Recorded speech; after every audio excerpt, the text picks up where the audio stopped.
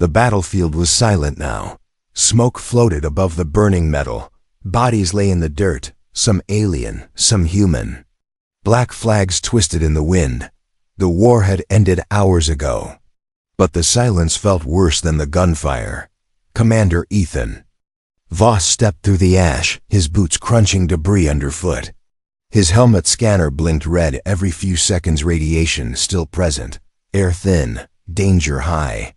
But he wasn't here for a fight. He was looking for survivors. That was his job. That was what humans did now, save who they could, even after the fire was gone. Scanner picks up nothing, his pilot said through the comms. Just corpses. I'll check the West Ridge, Ethan replied, his voice dried out as he walked. He passed a broken alien ship, its wings torn apart. Blood stained the hull purple and thick. The wind carried a faint sound. Almost like breathing. Ethan froze. He turned his helmet toward the noise. Nothing moved. He walked carefully, stepping over wreckage and armor pieces. Then he saw her, lying, half buried under pieces of steel. Her body was twisted and burned, but not lifeless. Her skin dark violet, almost glowing, was scratched and cut. Her chest armor had been shattered. Her long black hair stuck to her face, covered in dirt and dried blood. An alien warrior. A female. She was from the Exian Legion, one of the fiercest races in the galaxy. Proud, deadly, and she was their enemy. Ethan knelt beside her, scanning her vitals. Pulse very faint. Breathing slow but real. Her hand was still clenched around a broken blade. She's alive, he whispered. His pilot responded, shocked. A Exian? You sure she won't kill you when she wakes up? Ethan didn't answer. He pulled out a medical injector and pressed it to her neck. A soft hiss followed. Her body twitched slightly. She coughed weakly, blood on her lips, but still didn't open her eyes. Ethan looked at her, really looked. She was younger than most warriors he had faced. Maybe early 20s in human years. Her armor had royal markings. She was high rank. Or once was. But now she looked broken, and yet something inside Ethan refused to walk away. He picked her up gently. She was heavier than expected. Her armor was cold, but her skin was warm barely. She groaned softly, like a dreamer caught between life and death. As he carried her across the battlefield, the clouds above cracked with distant thunder. Ash rained from the sky like snow. Ethan reached the dropship and opened the hatch. The inside was warm, safe, and quiet. He placed her on the medical bed and activated the autoscanner. Don't do this, Voss, his pilot warned again. If Command finds out you brought one of them on board, she's not a threat, Ethan said firmly. She's dying. The scanner beeped. Internal bleeding, cracked ribs. Shrapnel in the leg. She needed serious care. He connected a life support line to her chest. A quiet hum filled the room. Ethan sat down beside her, breathing slowly. She shouldn't be alive, he whispered. Then suddenly her hand moved. He stood. Her fingers twitched. Her chest rose sharply. Then her eyes snapped open. Not dull. Not empty. But glowing golden bright. Fierce. Terrified. She sat up halfway, struggling to breathe, eyes locked onto him. She looked around, confused, like a wild animal trapped in a strange world. Her lips moved, but no words came out. Ethan raised his hands slowly. You're safe. She didn't understand him, or maybe she didn't believe him. She grabbed a nearby tool, a sharp metal rod, and held it like a weapon. Shaking. Ethan didn't flinch. If you want to stab me, he said calmly, do it. But I pulled you out of that grave. Her eyes flickered. She looked at the rod in her hand, then at his eyes. His uniform, the warmth around her. And finally, she dropped the weapon. Her strength gave out. She collapsed back onto the bed, eyes half closed. Her breathing slowed again, but her hand stayed open. Ethan slowly picked up a blanket and covered her. The room was quiet again. The storm outside grew stronger, but inside, something had shifted. He looked at her one last time. "Who left you behind?" he whispered. She didn't answer, but deep in her chest. A small, steady beat continued. She woke to a strange sound music. Soft. Slow. Human. The walls around her glowed a gentle amber. Warm air brushed across her face. Her body didn't ache as much, but it felt different. Her armor was gone. Her wounds were bandaged. And she was not alone.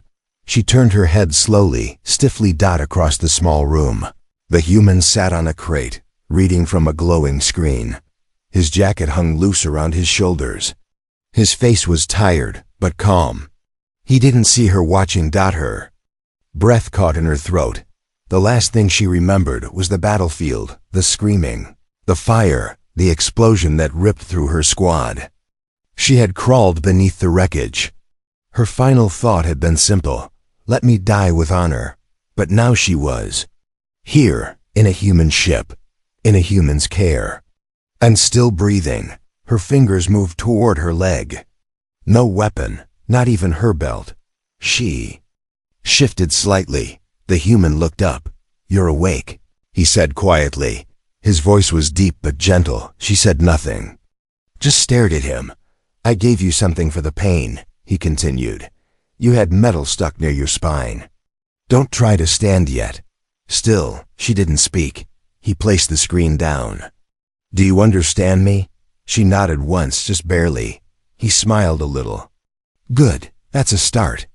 She blinked, confused. This was not how humans were supposed to be. She had seen them through gunfire and blood, loud, wild, cruel. But this one was quiet, careful. "Where am I?" she asked at last. His smile faded slightly. "Near the border of Sector 5. Not far from where I found you. Why didn't you leave me?" she asked. He paused. "You were breathing," he said. "Barely. But I couldn't leave you like that." She frowned. "I'm your enemy." "I don't care."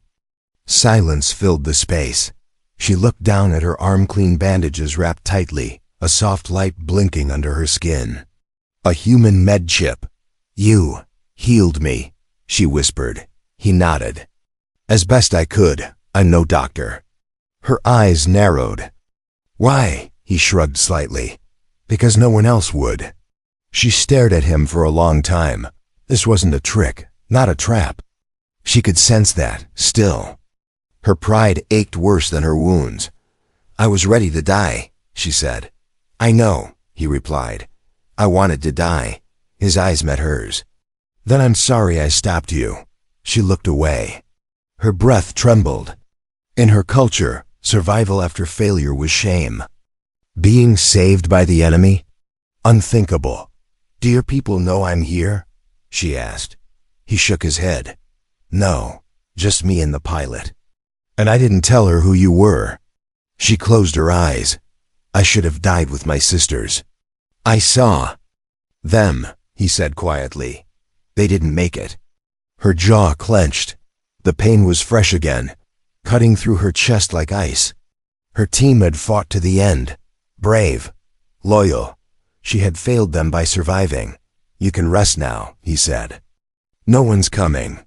She opened her eyes again. "What's your name, human?" "Ethan." She repeated it softly, like tasting a foreign word. Then." He gave a small nod. "And yours?" She hesitated. "My people call me Kelra." "It's a strong name," Ethan said. "I don't feel strong." "You will." Again silence, but softer now. Not heavy like before. Her gaze moved to the corner of the room, a folded blanket. A bowl of clean water. A mirror with cracks on the edges. Small human things, comforting. "Strange," she whispered, almost to herself. "I don't know who I am anymore." Ethan didn't answer right away. "You're someone who lived," he said. "And that means something." She looked at him, and for the first time, she didn't feel afraid. Later, when Ethan left the room to prepare food, Kelra reached for the cracked mirror. Her fingers trembled. She saw her own face bruised, scarred, hair tangled. But her eyes still burned gold. Not dead, not forgotten. She set the mirror down and whispered, "Why did you save me, Ethan? What do you want from me?" But the silence didn't answer, and somewhere in her chest, a warmth began to grow. It was small, but it was real. Rain hit the window in soft taps. Kalra stood barefoot in the corner of the ship's med bay, her hands resting on the cold metal wall. She wasn't supposed to be up yet, but lying in that bed made her feel like a ghost. She needed to move. She needed to feel pain to know she was still real. Behind her, Ethan's voice came gently, "You shouldn't be on your feet." She didn't turn. Pain is nothing. He walked in slowly, holding something wrapped in cloth. "Brought you something." Kalra turned, expecting food or maybe a datapad. Instead, he unfolded the cloth to reveal her blade, the broken weapon she'd clutched before passing out. Its tip was gone, and the metal was cracked, but the symbol carved into the hilt, the royal sigil of her bloodline, was still visible. She stepped forward, eyes wide. "You found this?" she whispered. "It was still in your hand," Ethan said, placing it carefully on the table. "I thought it mattered." Kalra reached for it, touching the handle with slow, reverent fingers. Her lips trembled, but no words came. For a warrior of her caste, the blade was more than a weapon. It was identity, honor, and now it was broken. Just like her. Ethan saw it in her eyes. "You don't have to fight anymore," he said. "Not for them, not for anyone." "I don't even know who I am now," she said softly. He was quiet for a moment, then asked, "Why were you really there? That battlefield wasn't your war zone." Kalra didn't answer at first. Then she looked up. "I was sent to die," she said. Ethan's face changed. She continued, "My people. They saw me as a threat. I refused to follow orders that would have killed innocent colonists, so they reassigned me. Sent me to the front with broken maps, no backup, no supply line." "A death mission," Ethan said. Kalra nodded. "I knew it, but I went anyway, because I still believed maybe I could earn my place back." Her voice cracked on that last word. She sat down slowly beside the table, holding the broken blade like a child clinging to an old toy. Ethan sat across from her, silent. "What would your people say?" she asked. "If they saw you helping someone like me?" "They'd probably court-martial me," he said with a half-smile. "Why do it then?" He leaned forward. "Because I've seen what war does. And I've seen people turn into monsters. You didn't. That's enough." Kalra met his eyes. "You don't know me." "Not yet," Ethan said calmly. "But I'd like to." Something shifted in her chest. Something strange and unwanted warmth again. She looked away quickly, uncomfortable. "I don't trust you," she said. "I don't expect you to." Silence again. Then her voice, low and sharp. "You know what they do to humans on my world?" Ethan didn't flinch. "I've heard stories. They chain them, break them, use them for testing. You would be lucky to die quickly." "I believe it. And still you saved me?" He gave a small shrug. "You're not your people." She stared at him for a long moment. Then to her own surprise, she whispered, "Neither are you." Later that night, as she lay on her side, unable to sleep, a strange feeling grew in her chest. The ship was dark, quiet, peaceful. Too peaceful. Her people should have come by now. If they knew she lived, they'd come to finish her. She sat up slowly, breathing hard. Something was wrong. She crept to the cockpit. The pilot wasn't there. The nav system was on silent mode. Then she saw it, a red blip, a signal. Someone was scanning the ship from a nearby asteroid belt. And it wasn't human. She rushed to Ethan's quarters and knocked hard. When he opened the door, his eyes went straight to her face. "They found me," she said. His voice was calm but sharp. "Your people? I don't know. But if it's them, they won't come to talk." He grabbed a jacket and nodded. "Then we prep for escape." She froze. You're going to run? With me? You think I'm leaving you here? Ethan said, locking his weapon to his belt. I didn't pull you out of the ashes to let you burn now. Kelria's heart beat faster. This wasn't how humans acted. This wasn't how anyone acted. But the look in his eyes. It was real, Ethan, she said, her voice almost breaking. You don't understand. If they know I lived, they'll kill us both. He glanced at her and smiled. Let them try. She stood frozen in the dark hallway, staring at the blinking red dot on the screen. It was moving closer. Kelra could hear the hum of the ship's systems, the faint echoes of Ethan preparing weapons behind her. But all she felt was the return of a cold she thought she'd left on the battlefield. They're not here for a rescue, she said softly. I figured, Ethan replied, slinging a rifle over his shoulder. That signal's a Hunter-class probe. Military, cloaked, silent. They're scanning for life signatures. Kelra's voice cracked. Then they've already seen me. Not necessarily, Ethan said, walking to the console. I've shielded your room. And I shut off our signal the second you came aboard. She turned to him. You were protecting me even before I asked? I didn't need a reason. She looked away. Her throat tightened. No one had ever done that for her. Not even her own blood. The Exian code demanded sacrifice, strength, honor, but never kindness. Especially not for those who failed. Ethan tapped a button. We have about 12 minutes before they're close enough to scan the ship directly. You can't win a fight with them, Kelra said. I know. Then what's the plan? He turned slowly and looked her in the eye. That depends. Are you ready to fight again? Kelra stiffened. Fight with you? With me against them or not at all? Your choice. Her hands trembled. I don't know if I'm still a warrior, she said. My blade is broken. My name is stained. My people want me dead. Ethan stepped closer. Then let them come and see who you really are. She looked up. And in that moment, something inside her shifted.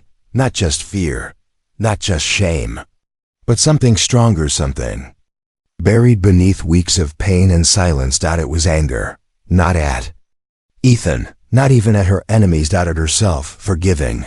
Up, Kelra slowly pulled the broken blade from where she had hidden it beneath her bed. The edge was chipped, the grip was cracked, but her hand still knew how to hold it. I'll fight, she whispered. But I'm not doing it for honor anymore. Good, Ethan said with a nod. Fight for you this time. They moved quickly. Ethan rerouted the ship's power to the rear thrusters. Kelra disabled the external beacon. Her hands moved. Fast muscle memory returning with every key she pressed. She remembered war. She remembered escape routes. She remembered how to survive, and she wasn't alone this time. Ethan looked at her from the cockpit. Ready? He asked. She nodded. The ship shook as the cloaked vessel came into visual range, sleek, black, and quiet like a floating shadow. No lights, no signals, just intent. Kelra narrowed her eyes. That ship belongs to the Silent Corps. Ethan raised an eyebrow. I'm guessing they don't send flowers. They erase traitors. I was marked long ago. They've just been waiting for a clean chance. Guess we ruined that. A sudden jolt shook the ship. Warning lights flashed. They've locked weapons, Kelra said. Standing. We don't have firepower to match, Ethan muttered. Not even close. Kelra didn't answer. Instead, she opened a panel beneath the control station and pulled out an emergency pod connector, small, manual, risky. I need 5 minutes, she said. I'll give them something to chase. You're going out there? Ethan asked. She looked at him. I'm not hiding anymore. Before he could protest, she leaned in closer than before. If I die out there, don't follow me. Not happening, he said. Kelra hesitated, then placed her forehead gently against his, just for a second. Thank you, she whispered, for giving me time to remember who I was. Then she was gone, from the side of the ship, a small decoy pod launched. It spun fast, mimicking a life. Signal hers. The hunter ship snapped toward it immediately, firing silent missiles into space. Inside the cockpit, Ethan activated countermeasures. Flares, jammers, static bursts. The hunter ship was distracted just long enough. Kalra's voice came through the comms. Now, Ethan, burn everything. He hit the final sequence. The ship dropped into low orbit, engines blazing, heading toward a gas moon where signal jamming was strongest. The Silent Corps vessel lost line of sight just for seconds, but it was enough. Ethan gritted his teeth. Come on. Then her pod reappeared on sensors. Kalra had looped back, diving low beneath their ship, riding the wake. A risky, impossible maneuver. But she'd done it. The hatch opened. She landed hard inside, gasping. Ethan ran to her, caught her as she nearly collapsed. You said 5 minutes, he said. She smiled faintly, blood on her lip. Still a warrior, she whispered. The ship floated in silence, now hidden inside the swirling clouds of a gas moon.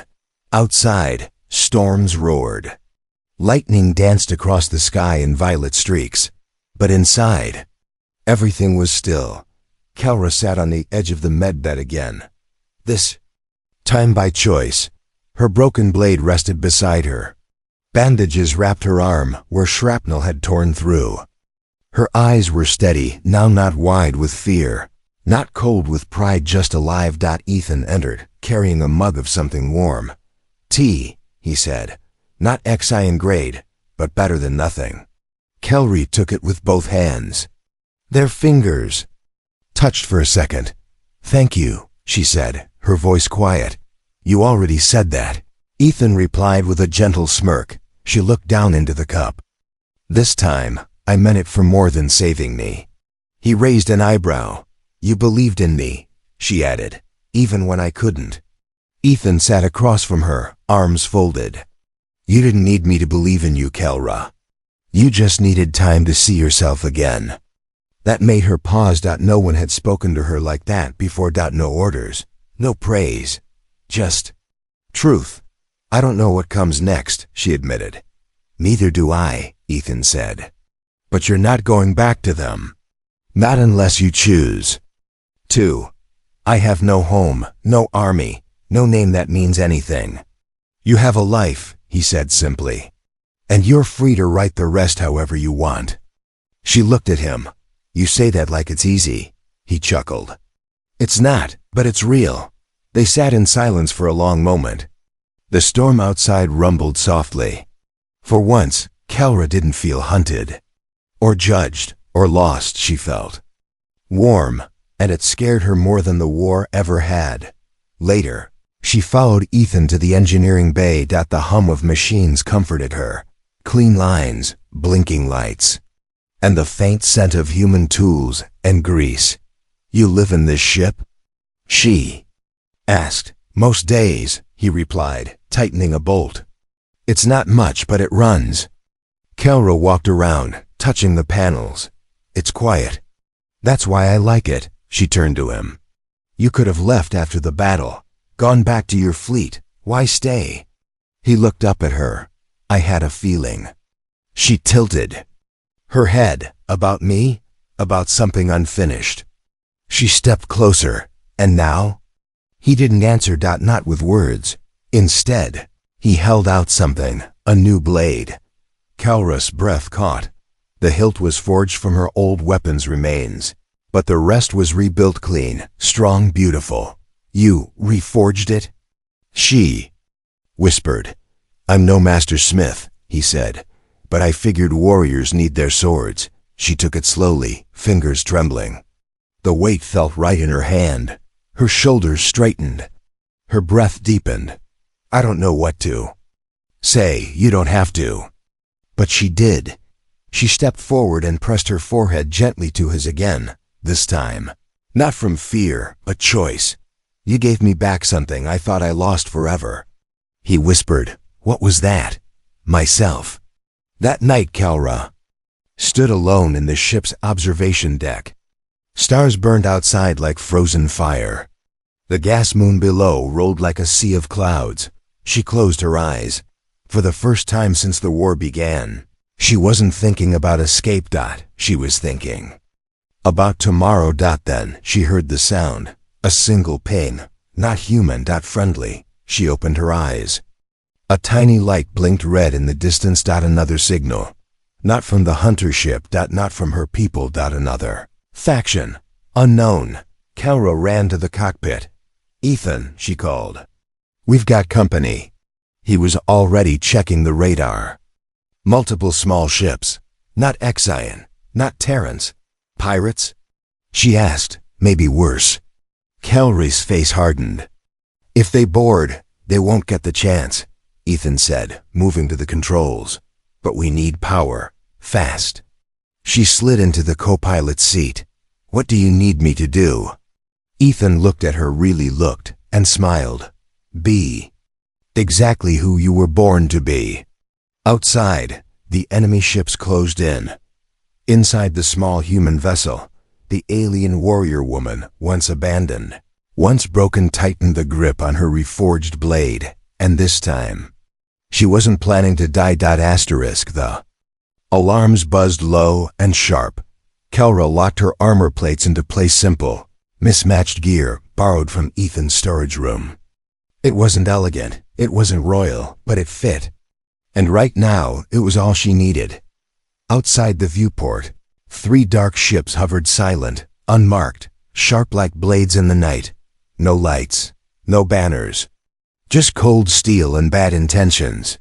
Ethan adjusted the controls. Whoever they are, they're not sending warnings. They're here to take. Then we give nothing. Kelra said. Her voice was steady now. No fear, only fire. Ethan looked at her and nodded. "We've got 1 turret, 1 escape route, and 1 shot. I'll take the boarding bay," she said. "They'll outnumber you." "I'm not planning to count." Ethan smiled, almost sadly. "You're something else, Kelra." She looked at him. "I was a weapon before. Now I'm just choosing where to aim." When the enemy ships docked, they came fast, sliding like knives into the ship's airlock. Kelra waited in the shadows near the entry point. Blade drawn, the door hissed open. The first invader stepped in, tall, armored, carrying a plasma axe. He never saw her. Her blade moved like lightning, clean, fast, silent. He dropped without a sound. 2 more entered. She rolled, struck, ducked, her breathing sharp. Her body remembered this rhythm. The heat, the blur, the edge of survival. By the time the 4th attacker came, he hesitated. She didn't. Up in the cockpit, Ethan manned the turret. One of the enemy ships fired, missed. He returned the blast straight into its engines. Fire bloomed across the sky. "Direct hit," he muttered. "Not bad for a junkyard cannon." He spun the controls, jerking the ship into a dive, engines burning. Hotter. Behind him, the remaining enemy ship detached and began to follow. "Kelra," he said into comms, "we've got a tail. You clear down there?" Heavy breathing answered first. Then her voice. "Deck's clean. Coming to you." Kelra burst into the cockpit, armor scratched and bloodied. She slid into the co-pilot's chair, still catching her breath. "Enemies gaining," Ethan said. "Shields can't hold long." Kelra scanned the system. "There's a minefield ahead. Abandoned sector. If we cut left, we can lose them. They'll follow. Then we go through." Ethan glanced at her. "You sure?" She smirked. "Trust me." He didn't hesitate. The ship spun into a hard turn, slamming Kelra against her seat. Alarms blared as the hull groaned under the pressure. Ahead, ancient floating mines drifted like silent ghosts. Some blinked faintly. Others were dark but deadly. "Stay steady," she said. "Match my timing."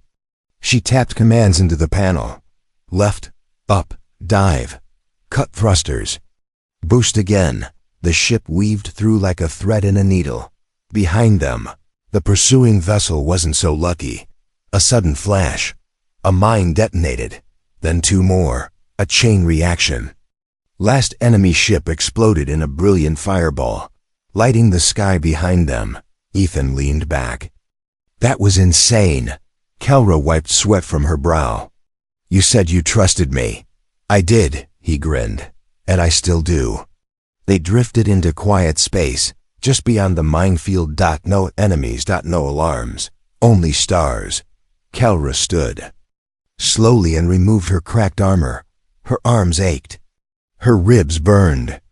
But her heart was calm. You saved us back there, Ethan said. You gave me a ship, she replied. I returned the favor. He looked at her for a long moment. What happens now? He asked. She walked to the window and stared out at the void. I don't know, she said. For the first time. I'm not trying to return to someone else's story. Ethan came beside her. You don't have to decide right away. She glanced at him. I already did. He raised an eyebrow. She looked back at the stars. I'm not leaving this ship.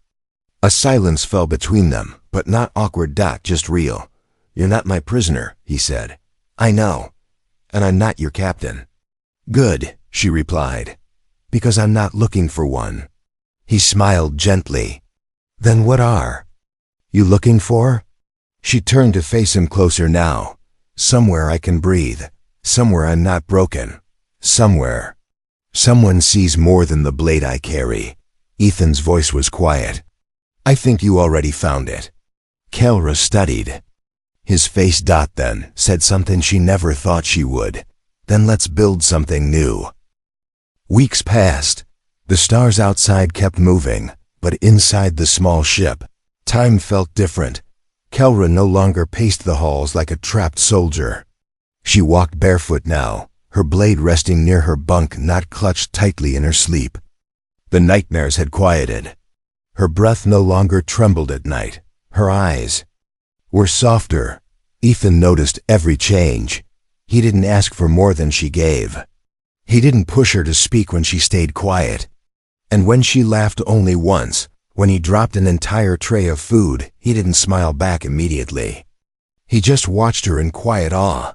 She had survived war. Now she was learning how to live. One morning, Kelra entered the cockpit wearing a long, faded jacket, Ethan's, tied tight at the waist. Her hair, once matted with blood, now fell clean down her back. Her golden eyes searched the sky. There's a colony near this system, she said. Neutral, small, mixed species. Ethan glanced at the map. I know it. Mining station. Traders pass through sometimes.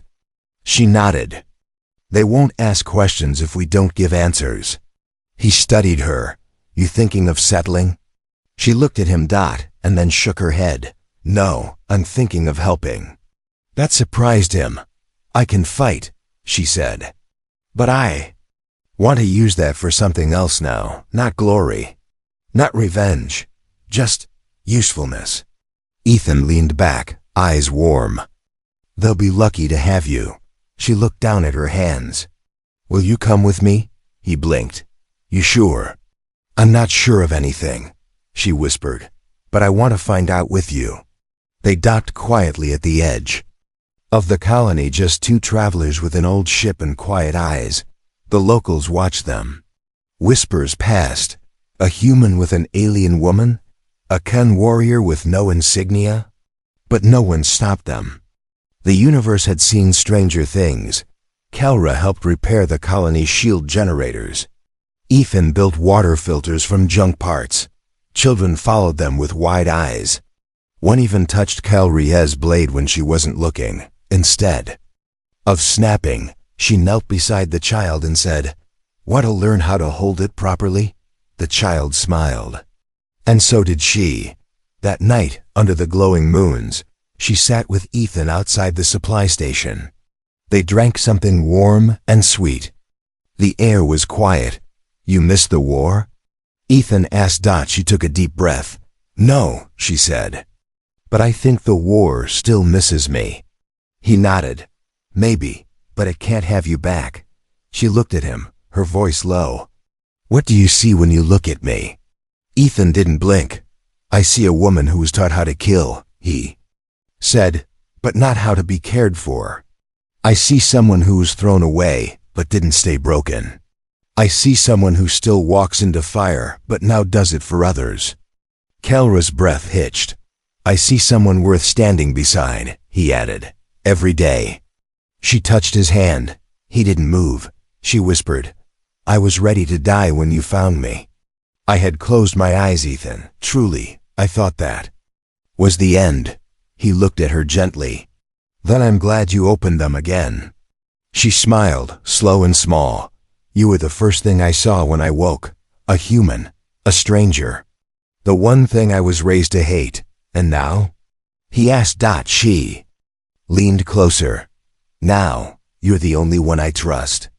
Their foreheads touched. No battle. No fire. No blades drawn. Just two souls alive together. Months later, when the colony was attacked by raiders, no one expected much resistance. They were wrong.